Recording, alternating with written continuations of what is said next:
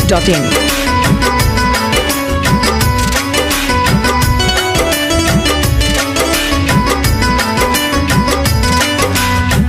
बड़ी मुश्किल से बानी तोहके भुलाई,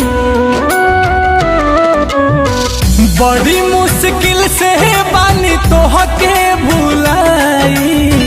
याद ना दोबारा पड़ई है जान, भले तोहरा याद में घुट घुट के जी, भले तोहरा याद में घुट घुट के जी।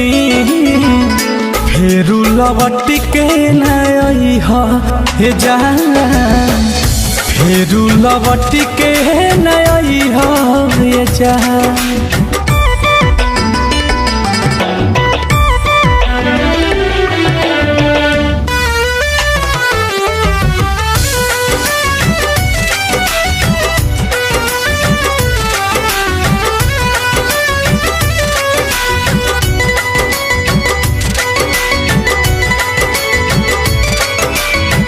तोहरा खातिर तो खेलवाना बादिल हो, प्यार कोइल तोहरा ला बाटे मुश्किल हो।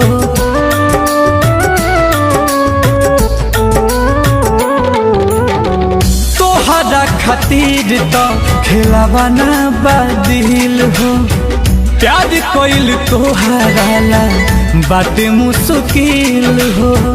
ढेर दिन बाद बाटे अखियाई सुखल, अब ना दोबारा रोवही है जान, भले तोहरा याद में घुट घुट के जी। फेरू लौट के नई हे जान, फेरू लौट के नई हे जान। biharmasti.in।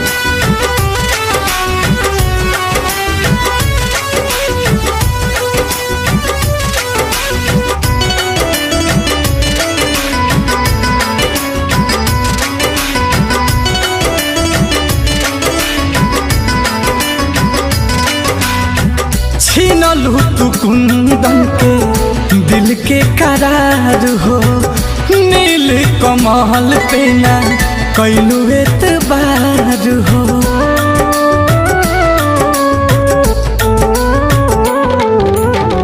छीनलू तू कुंदन के दिल के करार हो, नील कमल पे ना कैलू एतबार हो। धलेलू संगवा तू जहा के आशीष के, उनके से यारी निभाई है जान।